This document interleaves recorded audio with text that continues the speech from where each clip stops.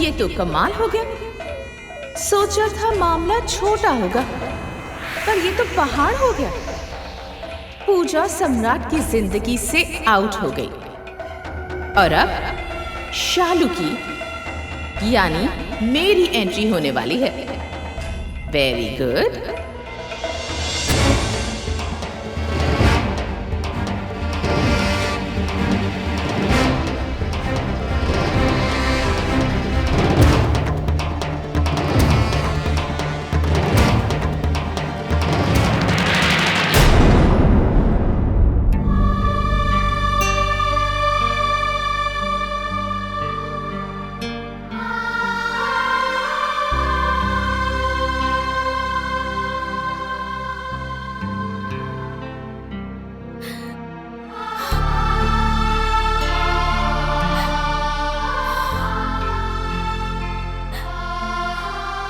ससुराल से बढ़ के मायका हो गया कि चोरी जैसा घिनौना काम करके गोरखपुर चली गई पैसे देने।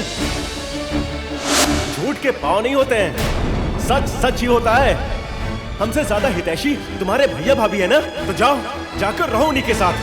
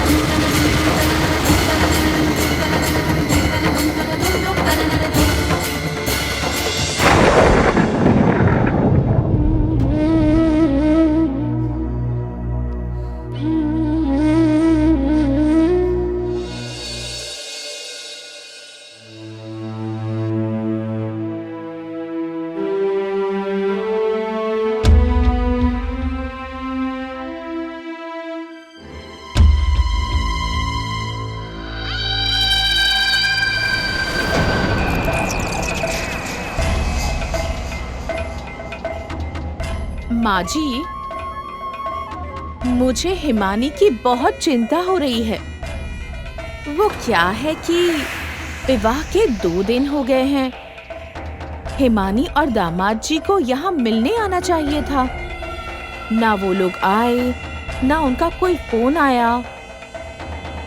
पता नहीं सब ठीक तो होगा ना वहाँ। आप एक बार फोन करके पता कीजिए ना। फिर बोली तुमको मना किया था ना बोलने के लिए। तुम क्यों बार बार हिमानी के ससुराल वालों के खिलाफ मुझे भड़का रही हो? आखिर चाहती क्या हो तुम? माँ जी, वो तो मैं अपने शक को आपके अपने मन का शक अपने दिमाग में ही रखो, मेरे दिमाग में मत डालो। हिमानी बहुत खुश है, उसको कोई तकलीफ नहीं है। सब पता करवाया था मैंने।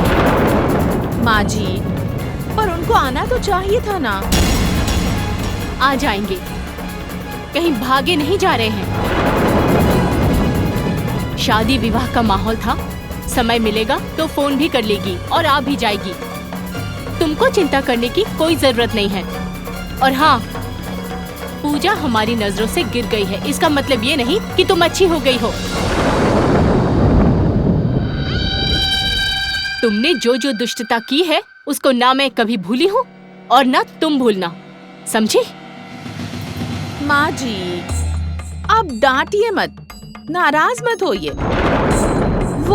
वो क्या है कि आजकल मौसम ठीक नहीं चल रहा है।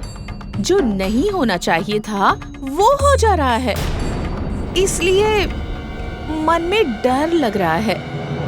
पता नहीं कब क्या हो जाए।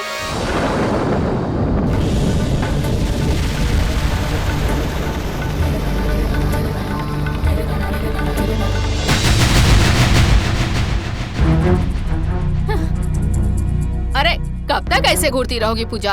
हाँ, अपनी हमशक्ल देखकर बोरा गई क्या? अरे अब जागो, सुबह हो गई है सुबह। कौन हो तुम? संयुक्ता। संयुक्ता? कौन संयुक्ता? और तुम मेरा नाम कैसे जानती हो?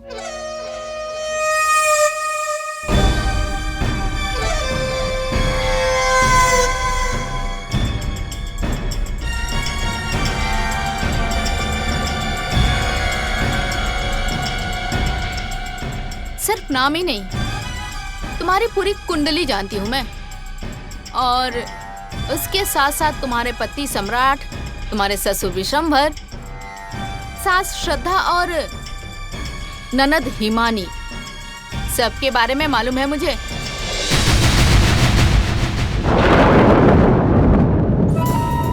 शालू को भी जानती हूँ मैं, जो तुम्हारे पीछे हाथ धोकर पड़ी है, जिसकी करतूत की वजह से तुम घर छोड़कर जा रही हो।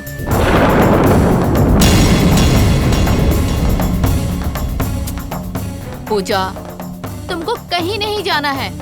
तुमको यहीं रहकर अपने हक की लड़ाई लड़नी है।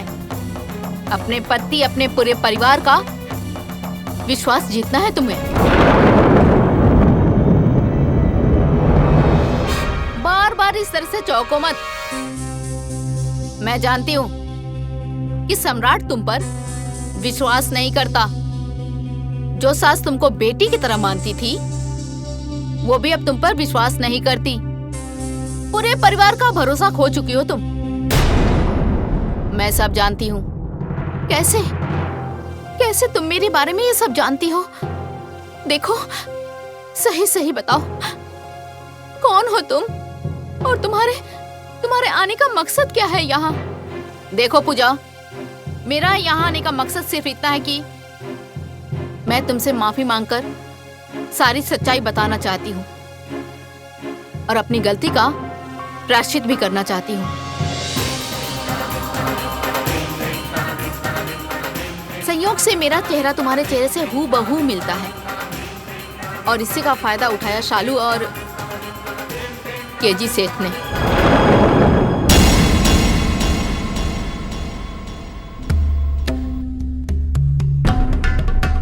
केजी सेठ ने मुझे रांची में देखा और मुझे पैसों का लालच देकर यहाँ ले आया। यहाँ मेरी मुलाकात शालू से हुई। शालू तुमसे बदला लेना चाहती थी और केजी सेठ विशंबर से। फिर क्या था, दोनों मिल गए। चलो केजी भाई साहब, आपका ये रांची का सिक्का पटना में तूफान बनकर छाएगा और विश्वंभर का पूरा परिवार जड़ से उखड़कर कहां जाकर गिरेगा, किसी को पता भी नहीं चलेगा।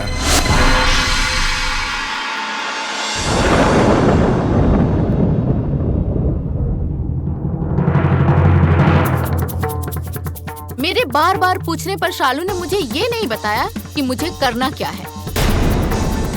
बस ये बोल दिया कि कोई गलत काम करना है।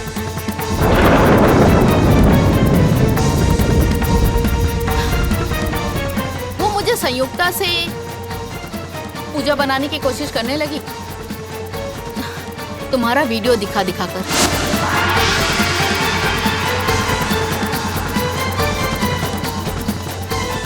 अच्छा सुनो, मैं करती हूँ, तुम बताना।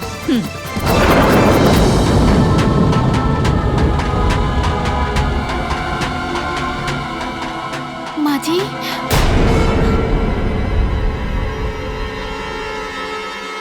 प्रणाम माँ जी।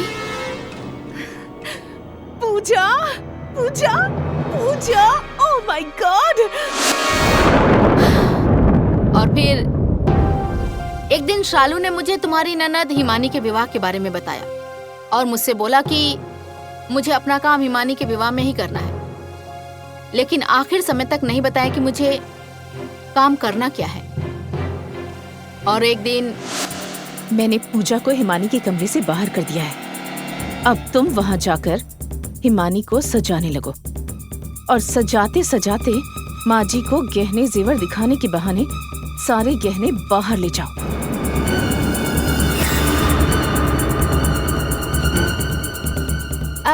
भाभी, माँ ने आपको क्यों बुलाया था?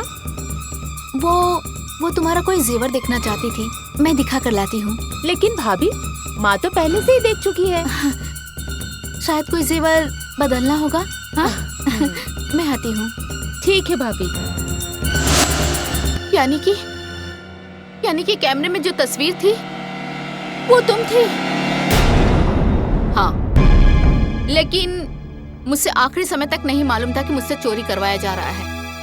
मैंने तो जेवर लाकर शालू को दे दिया कि वो पता नहीं क्या करेगी, लेकिन उसने जब मुझे जेवर के साथ वहां से भगाया तो मैं सब समझ गई कि उन लोगों ने मेरा गलत इस्तेमाल किया है।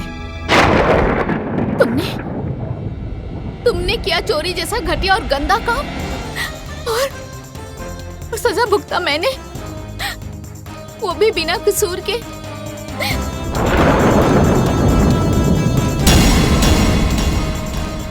जेवर चोरी से लेकर अभी तक मुझे मर मर के जीना पड़ा, जिल्लत सहनी पड़ी मुझे। मेरे पति, सास, ससुर, सबकी नजर में मेरी इज्जत गिर गई, और ये सब तुम्हारी वजह से हुआ है। क्यों किया तुमने मेरे साथ ऐसा? क्या मिला तुम्हें मुझे बर्बाद करके?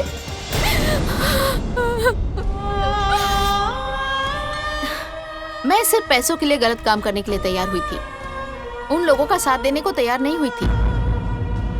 वो तो मुझे बाद में पता चला कि उन लोगों ने धोखे से मुझसे चोरी जैसा गंदा काम करवाया।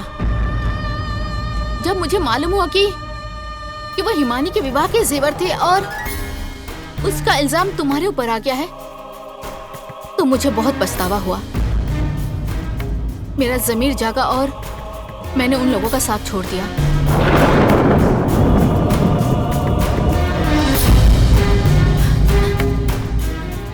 शालू से मुझे ये पता चला कि तुम्हारी भतीजी की तबीयत बहुत खराब है और तुम्हारे भैया भाभी को पैसों की सख्त जरूरत है।